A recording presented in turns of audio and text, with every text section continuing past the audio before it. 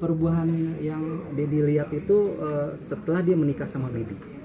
Ya, setelah menikah Bibi, setelah tersandung kasus itu, terus akhirnya ketemu Bibi menjadi imam, saya lihat pelan-pelan itu Vanessa sudah mulai berubah gitu ya, tidak seperti dulu lagi. Akhirnya seperti balik lagi seperti dulu waktu pertama kali Vanessa itu saya pegang ya. Dulu kan saya manajernya kan, waktu Vanessa jadi artis itu saya yang pegang gitu. Jadi seperti balik lagi gitu. 1 tahun ini aja tiga kali ya, 1 tahun ini Lebaran, ulang tahunnya Gala, sama ulang tahun saya, itu dia selalu melibatkan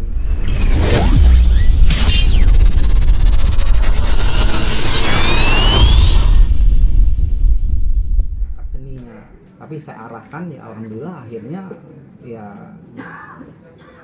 dia menjadi seorang entertain gitu, walaupun akhirnya waktu itu ya banyak ya salah jalan lah ya, waktu itu mungkin pergaulan ya, itu saya udah nggak pikirkan lagi tuh ya, itu masa lalu. Tapi artinya masa kecilnya dia seperti anak-anak biasa aja, cuman dia punya bakat talent yang bakat seni yang saya arahkan aja. Dan kan juga dari kecil sudah terlihat bakatnya segala macam, terus pernah tersandung kasus juga, tapi saat ini juga Vanessa sudah menjadi pribadi yang jauh lebih baik gitu. Perubahan apa sih yang dilihat juga? Perubahan yang Dedi lihat itu setelah dia menikah sama Bibi. Ya, setelah menikah Bibi, setelah tersandung kasus itu, terus akhirnya ketemu Bibi menjadi imam, saya lihat pelan-pelan itu Vanessa sudah mulai berubah gitu ya, tidak seperti dulu lagi. Akhirnya seperti balik lagi seperti dulu waktu pertama kali Vanessa itu saya pegang ya. Dulu kan saya manajernya kan, waktu Vanessa jadi artis itu saya yang pegang gitu. Jadi seperti balik lagi gitu. 1 tahun ini aja tiga kali ya, 1 tahun ini Lebaran, ulang tahunnya Gala, sama ulang tahun saya, itu dia selalu melibatkan Dedi. Sebelumnya tuh nggak pernah gitu. Lebaran kemarin dia datang sama Bibi ya, dia datang sama Bibi Lebaran, sama sungkem sama kakeknya sama neneknya, Lebaran sama saya, adik-adiknya dikumpulin semua, sepupu-sepupunya tuh. Bibi juga kasih uang yang baru yang 75 ribuan tuh ya, sekarang ada kan, waktu itu dia ada kurang lebih 2 juta ya, itu dikasih semua sama Vanessa sama Bibi, semua kumpul, semua neneknya, kakeknya, semua dikasih semua tuh sama Bibi. Itu nggak pernah tuh dilakukan dari Lebaran yang kemarin tuh. Dia juga minta foto, yuk foto-foto, kita foto itu.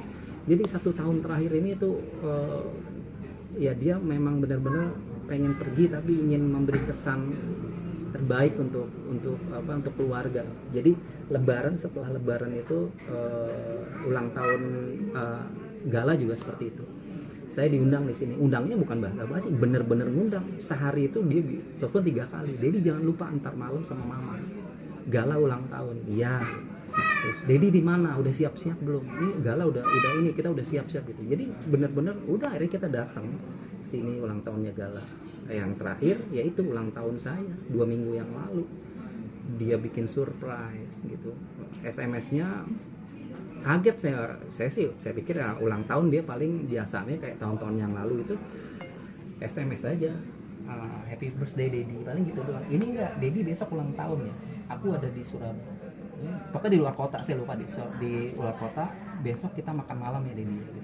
Kaget gitu, sama Dedi mau hadiah apa, kado apa, itu bener-bener setelah Vanessa dan Dedi nggak ada tuh, aduh ya Allah, itu kenangan yang terindah banget 2 minggu yang lalu sama mamanya. Kalau ada mamanya juga, mamanya kan cerita seperti itu. Kalau mamanya dikasih baju tuh yang milihin juga Vanessa, bukan mamanya. Mamanya juga sebenarnya nggak mau, udah nggak usah lah gitu, buat anak-anak aja atau buat ini. Enggak, udah aku yang pilihin.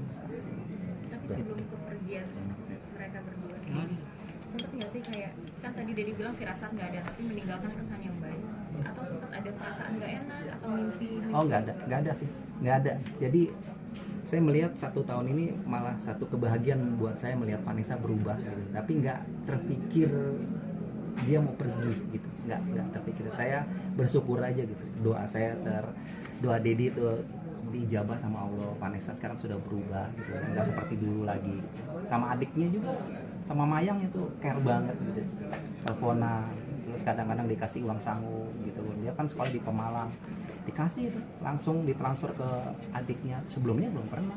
Jadi setahun ini beda gitu, beda sama Dedi juga beda, sama adiknya, sama keluarga beda gitu. Jadi kan sempat komunikasi juga terputus pada saat itu. Iya. Mungkin awal Vanessa berkomunikasi lagi dengan Dedi, kata-kata seperti apa sih yang diucapkan Vanessa sama Dedi gitu, yang Dedi ingat? Yang mana ini? Awal komunikasi lagi dengan baik kan sempat renggang sebelum hubungan dengan Vanessa. Oh iya, ya itu sih renggang ya gara-garanya kan ada kasus yang tersandung kasus itu yang harus melibatkan saya kan sebagai dedinya. Ya mau nggak mau akhirnya kita ada komunikasi. Jadi nggak ada sesuatu hal yang terpaksa diharus ini gitu, karena ya mau nggak mau sebagai saya sebagai orang tuanya, terima nggak terima keadaan Vanessa ya saya harus maju gitu sebagai orang tuanya gitu, menerima keadaan dia yang seperti itu.